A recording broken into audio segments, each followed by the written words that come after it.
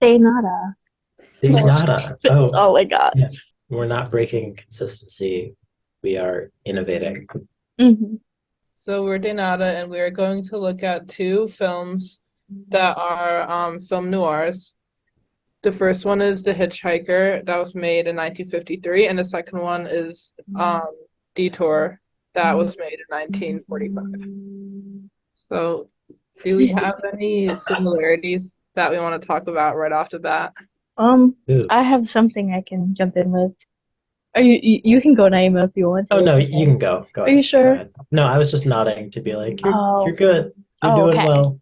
Okay. You're So, fine. oh, sorry. So I guess I'll start with like this is like I found some and then I categorized them like by like what kind of obliviousness they were. I have like criminal obliviousness. So like in Detour, Vera like tells Al how like to get away from the cops, like even though he's like struggling because he just killed I think his name is Charles Haskell, but he's has his car. Vera was in the car with Haskell before he Haskell picked up Al, and then Haskell dies. But as they're driving, and he's like, "I'm gonna get rid of the car. I'm just gonna drop it and leave it so I can go." She lets him know how to get away from the cops by like, "Hey, no, you need to sell it." And I'm calling that criminal obliviousness because he he didn't know what to do. Like this is his first crime that he's Mm-hmm. ever committed because he didn't commit a crime, but then committed a crime because he was like Because nobody's he, gonna believe me. Yeah, yeah. and then I also found like a criminal obliviousness in The Hitchhiker. Um, it's towards the end where they're in that desert by that well, and they have the radio going, and Myers like is listening to the radio to see like whether he has to kill Roy and Gilbert or not, his hostages. Um, the radio station starts saying that they no longer believe they know what Emmett Myers' plans are with Roy and Mm-hmm. Gilbert and escaping. Literally, they name the place that he's trying to go to escape, and he just thinks it's like, oh, okay, so they're off my scent, they're off my trail. And I Mm-hmm. called that criminal obliviousness because he's supposed to be some sort of seasoned criminal, and he's totally oblivious to the fact that they're quite literally telling him that they know that he knows that they know. Like it's Mm-hmm. just very funny. I just thought that was really Yeah. wild, really, because it's like it's Mm-hmm. supposed to be the obliviousness of like the viewer, but you kind of see that through the criminals because you're like, wow, would I fall for that? But I don't Mm-hmm. know. Mhm. Yeah. I think there's I think there's a level of in both Detour and the Hitchhiker, there's a level of this could happen to you, and you could be sent on this ride without even wanting to or realizing it. And I mean, obviously, both have to do with hitchhiking. That's like the kind of bedrock structurally of both stories. Um, and I mean, I don't know as much about hitchhiking in in the 40s relative to hitchhiking now. I feel like hitchhiking isn't as frequent as a thing. I feel like people don't really talk very much about hitchhiking. Maybe it's just because, I mean, definitely now we have like Uber and all of this. But it seemed like hitchhiking was more common back then and something that was, I don't know, somewhat of a courtesy or just something anyone could do. And the fact that we get to see both sides of both the hitchhiker and the the hitchhiked, we sort of see like we gain a level of no matter what side of this interaction I'm on, shady stuff could happen. Mhm. Um, and it brings you into this world of yeah, like once again, like this could happen to me. I think he almost like he says that pretty directly at the end of Detour. He's like, this, like, fate could point the finger at you or me for no good reason. And like, yeah, the message is it wasn't my fault. I didn't do anything. And if you were in this situation, what would you have done? Would you have been any better than me? No, I think like realistically, you would probably, I think most people would just try their hand at the police. But regardless, there is a level of like, what would I do? And that I guess it it's a different sort of obliviousness. It's more of um like people, like everyday people, and I guess the hitchhiker in Detour, I believe his name was Al. Yeah, Al Roberts. He, in a sense, he is before this incident uh, somewhat of a even though he's our main character, he sort of acts as the stand-in for the audience. He's a relatable guy. He's I guess now I'm sort of detouring off into just like the specifics of Detour, but I'm before I go into that, I do want to open up the floor to anyone else if anyone else had any like similarities, because I just realized this. Oh yeah, go ahead. Sorry, I was just gonna say, like what you were saying about how this like can just happen to anyone. It literally says like in the beginning of The Hitchhiker, like those little intertitles that are like, this is like very much could be a real story. It has a real gun, and it can like happen in real life. And yeah, like you were saying, like Al is just like a normal guy who just happened to have these really unfortunate like series of events happen that like he just got into a bad situation, and like weirdly enough it was all just like based off bad luck, like he really didn't do Yeah. it. It just kind of played out that way for him. Mhm. But yeah, And you can kind of see like in when Al Roberts picks up Vera and in like the first moments of The Hitchhiker, how tense all the characters were, and that kind of correlates with if this happens in real life, of course it's going to be a tense like situation. And you can see Mhm. on like the facial expressions, it's just very um like the unbelievable like happens, and you're in this like situation and like you don't know what to do.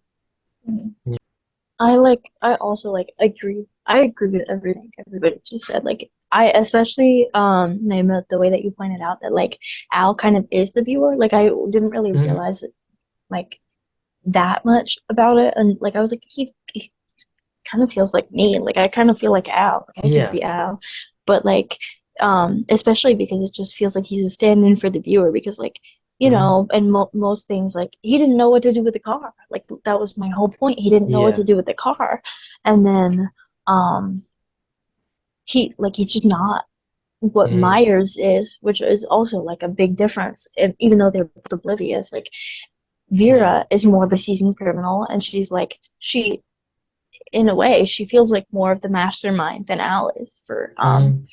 for what film noir is. Like Yeah. she's supposed to be the femme fatale, and she's supposed to be like the manipulator and the like whatever, and he's supposed to like you know eventually want to do something for her, but instead she's in control of the entire situation. It's like Mhm. they had some weird idea to reverse the roles in 1945, I believe is what you said, Danielle, Yeah. for the year. Yeah. Mhm. So like that's just that was kind of that was also quite wild. Yeah. I mean, you, I totally, yeah. Oh yeah. Go ahead. oh, you go ahead. No, you go. I was just gonna say, for like Vera, who like was the femme fatale, the only thing is like I feel like the tension between like the sexual tension between them was really one-sided. Like he was not into her at all, which I know is kind of like a big thing. Usually there's like a lot of it's like between the two of them, but I felt like she just kind of was really into him and he was like not focused on her at all. But yeah, anyway, you go ahead, Naima. Yeah. I also think there were layers to the crime. I'm going to talk a bit about Detour because I have a lot to say about Detour. Um, there, this film is actually really complicated.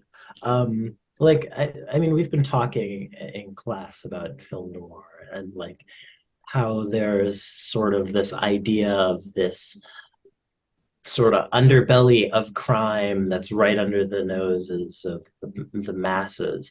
And in this film, there's sort of two layers to that. The first layer is, of course, Al.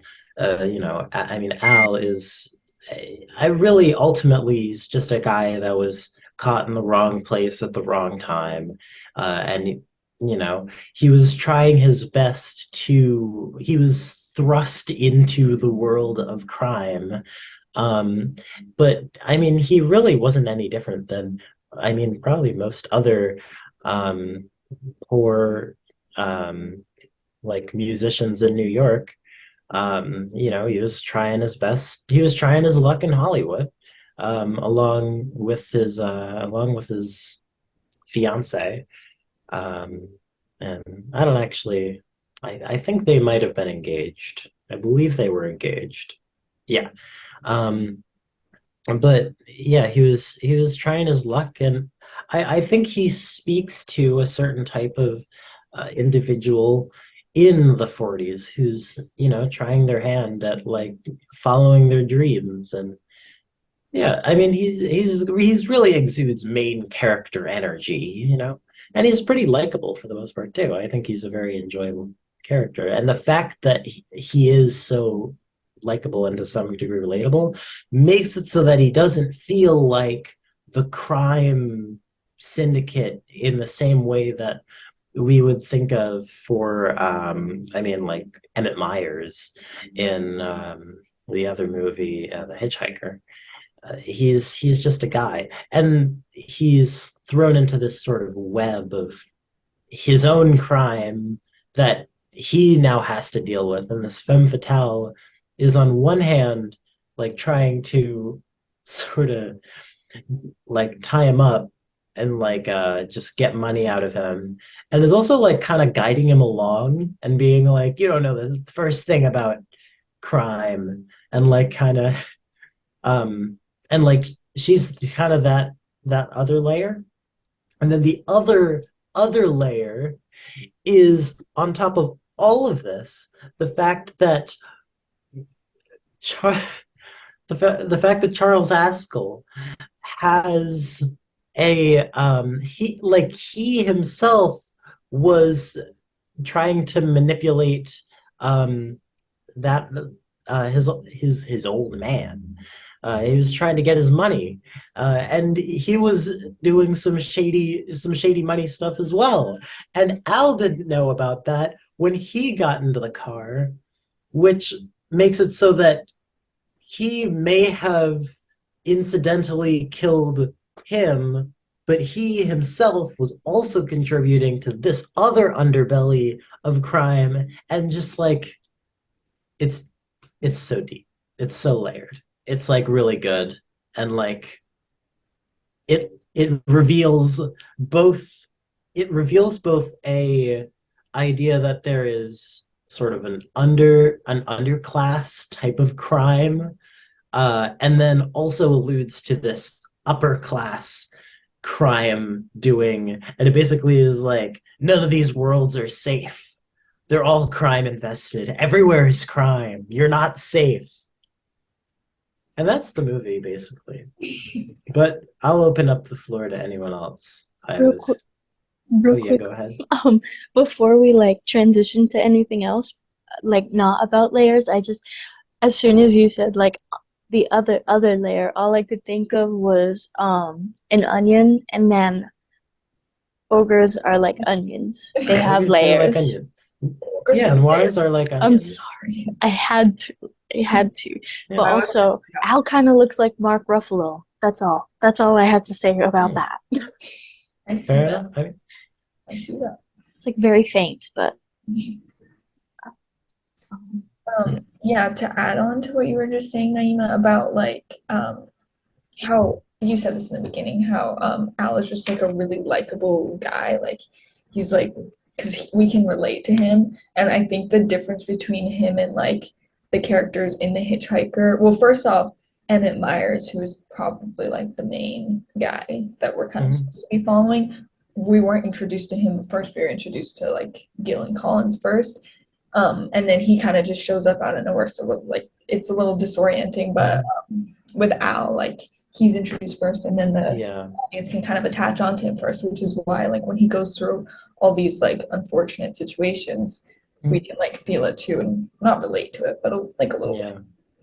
Yeah, I mean, in a sense, Emmett is introduced first because of the newspaper and Oh, right. the like Oh yeah. him shooting True. the family that he had hitchhiked previously. Mhm. But yeah, they're the characters that are given more like active. I guess yeah, they're like personalities are more laid out. Yeah. We don't hear about Emmett Myers as a person. We hear about him as a being of existence, Mhm. a force of nature You in the know, news. that's so funny. 'Cause like, um, as you say that, I just like I realized that I like wrote something down about that kind of relates to that. It's like the when they finally get to Santa Rosalia, they walk into a bar and he's literally just holding a giant shotgun like this, and the bar owner doesn't acknowledge it. Like he's literally just like existing, but like it's like he's not there. And same thing when they go to Jose, the his English speaking cousin or cousin who does speak some English. Um and he's still like they just like ignore the fact that he has a giant gun and he's like holding it so that he can shoot them, whether it be Jose, bar owner, uh Gil or Collins. Like he can shoot Mhm. anybody he wants in there and they're not even acknowledging that fact. Like it's not like it's Yeah. just kind of random almost. It's like he's literally just like a figure that we're supposed to Mhm. like know about, but he's Yeah. just like he's invisible through the entire thing, which Mhm. is really strange. And then the fact that like eventually he does kind of from that adding on to that, it's like he does kind of turn human because I believe it was Jose exchanging his money for like their currency with because I'm pretty sure what they had was American money and they gave him American money and they were exchanging it so he had like the proper money to use in his town. And he like sees that poster and all of a sudden he's like, oh, like, oh my God. And I just thought that was also, Mhm. again, wild. But it, go Yeah. moving back to Detour, it's like the dealer. He just like he was just asking innocent questions like, oh, okay, like about the existence of like Haskell and Al, who's pretending to be this dead guy, doesn't know. He like doesn't know how to answer because he's Haskell was just like a figure that we knew about, and Yeah. that's all. Um, and then he's like confused as Vera interrupts and it's like, we're not selling the car, we're not selling the car. And then so is Al. And so it's like, whoa, like what are we supposed to believe about this figure Haskell and this figure Myers? So Mhm. yeah. And Yeah. Oh, go ahead. and to like add on, Al, we kind of the audience has like such a connection to him specifically because um he we basically hear him like hear his voiceover throughout the whole um like entirety of it. We kind of hear his thoughts, what he's doing, and we know that he's like innocent too, and that's always in like the back of like our minds as we watch it. And what I saw interesting was when he kind of had to like change wardrobes to um Haskell's wardrobe, we kind of see like our portrayal of him as like just like dashing like young man. And you said like Mark Ruffalo, like just that Mhm. like vision of him. Yeah. This is somewhat unrelated, but I just drew like a comparison between Detour and Macbeth. like, hear me out. The plot of Macbeth is like the Macbeth kills the emperor, takes his clothes, and they're both rich, and then his wife uh is like basically they go crazy, and then he gets killed. And I guess, I mean, I was thinking about it a little bit after he was like, I had to take his clothes because a rich man would never be wearing this. Um, but like I wonder if that was a part. I wonder if that was an inspiration for the people who made the project. I don't know who screen wrote it. I'll check. Martin Goldsmith. I wonder if he was thinking of Macbeth when he'd written it. I think that would be very funny. Um, Oh, do you have anything? Well, I guess Danielle kind of already touched on it, but like the narrative structure, how you said how he's narrating the whole time, so we obviously know his story, and we're only like we kind of are biased to his side because he's the one walking the audience through it the whole time, um, which is obviously different from the Hitchhiker because it's told as it's happening, where this is told kind of in the past and it's already happened, and he kind of has these like moments where he's like in the shady bar and he's like there's a quick moment in the beginning where he's kind of reflecting back on it, and then obviously we hear him narrating it the whole time. mhm. Yeah, it's like the noiriest noir Yeah. scene I've ever seen. Like, I haven't seen a whole lot of noirs, but that's like the textbook, Yeah. like noir guy with the hat Mhm. sitting at a diner going, that song. I remember that song. It's like the It's the rats. best. The The rubber rats. room rat thing. No, not the rubber room. It's just the way you said it. But like that's funny because like in that scene I like wasn't sure who like we were supposed to focus on. Like I think they called the like guy who was like started playing the song Joe, but like I wasn't sure if we were supposed to like Yeah. follow Joe Mhm. or Al, whose name we didn't know. Because he was like yelling at the Yeah. people and it's like, okay, so are you a mean detective or are you like a hard criminal? And turns out he was neither. He was just a upset man who missed his girlfriend, fiance, wife thing. Yeah, he was just in the wrong place at the wrong time. Yeah, it is interesting. Like at oh shoot, I said interesting. That's okay. No, okay, but I um, can like voice it over if you want. I'll be like, cool, you know? awesome, amazing. Yeah. But yeah, there's something of note in yeah, I'm glad that you pointed that out because I think it is noteworthy that at the beginning of the movie, it's hard to even tell who we're taking the perspective of. Um, and like, we're just following like I mean, sort of two people. There's also the guy at the bar, but um yeah, it adds to this sort of obliviousness because it's all in a sense it's like, oh, we're just watching some asshole at the bar just like kind of just being rude to everyone for no reason, which happens. you know I went on a train and there was someone arguing because they didn't want to buy a ticket, but that's how you go on the train. I mean, there are people like that around, and you wouldn't even expect that that person could have just been framed for murder, hid the body, took the person's clothes, and then went into the city with someone holding them hostage. And also, they killed the person that was holding them hostage, and now they're going to get accused and go to court. I mean, any of that could happen. You don't know that. I know, I right? don't know. Imagine like that guy who didn't want to buy the train ticket, just like Vera took all the money and like left him high and dry because he Yeah, accidentally like killed her, Like maybe he was just having a rough day. maybe. Just rough day. Four safety alerts last week. Perfect week for noir. Mhm.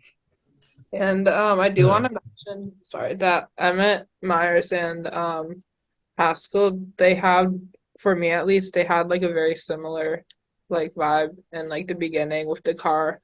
And I know like Myers was holding up like a gun to the two, but like it was just very like their facial expressions were very like straightforward, and it was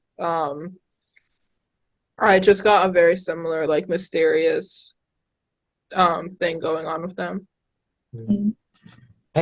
I also think like the fact that both films take place in cars, I'm like wondering about that. I think it might have something to do with the fact that everybody owns a car at this point in that day and age. I mean, yeah. So the fact that everyone owned a car, and like also the sort of claustrophobic vibes of a car, I think also adds to the sort of suspense of being trapped in a car because I mean, essentially, you can't really go anywhere, and like I think it plays into the horror of being like kind of trapped, but also leans into the fact that it's so inconspicuous. Like a car is like one of the least conspicuous things that I will depends on the car. um, but a normal, if you have a Camry car, no one's gonna know anything about you. That's just how the world works. There's nothing remarkable about a person who owns a Camry, and that's just like it's just totally not to insult people who own Camrys. No, My I'm just parents laughing because it's own a funny. Camry. Yeah, but yeah, like um, there's nothing like of note about that. There's nothing shady about a Camry. I mean, maybe there's something shady about like a beat up car, but like even then, like you wouldn't expect there to be like a crime syndicate in like a really beat up looking car. You're just like, ah, that person probably doesn't have very good insurance or something, you know. Especially since like what we were saying in class today, like it just happens. Like it's like the crime is happening under your nose. Like there's cars driving all the time. Like you Yeah, don't have to point out every single car that goes by and be like, oh my God, there's like something crazy going on yeah. in that car. 'Cause you're not going to suspect it because there's cars all around us and we're just kind of used to that nature. And also with the car, like for like regarding like the script, it had the radio in it, obviously, which was a big part for the Hitchhiker because that's how they're kind of learning how like what the police thinks of where like Emmett Myers is and his actions and stuff. It's just kind of like the small connection that they have to like the real world outside. Yeah. Yeah. I think that's funny. Sorry. This will be quick. It like Oh, go because ahead. like of with the car and like how it's like, everybody has the car. There's nothing like super suspicious about it and all of that. Like everything that both of you just said. It's also the fact that like a lot of both of those films were like daylight. Mm. Or like if it was dark outside, like in the apartment in Detour, you couldn't see that it was dark outside for the most part. So Yeah. it was like black and white, but it was like bright, which was really funny because like that's totally the opposite of like what a noir is like supposed to be, I guess, with like the chiaroscuro lighting. Yeah. It's just funny because it's like, okay, but is how like, but also it does make it inconspicuous because who's thinking that someone's gonna commit crimes in the middle of the day? Like, Yeah, yeah, I think day crimes are generally less known. They're not what you'd think about. But yeah, I thought, and this, I mean, I'm less arguing that it is a straightforward noir and rather that it contains multiple elements that are noir. And that's Old Country for no, wait, yes. No, wait, No Country for Old Men. That's it. Yeah. It's like a Western on paper. There's a good guy, there's a bad guy. The bad guy wears black, the good guy doesn't, and the good guy's a likable guy. He's loyal to his wife and all that. Um, and then you got the criminal, you know. But we're sort of, in a sense, like in the movie, we're kind of following different perspectives. And I think the film, even though the sort of setting is Western, I think it ultimately falls more in line with noir, because we're following. I mean, have you guys watched No Country for Old Men? I'm sorry. No, it's fine.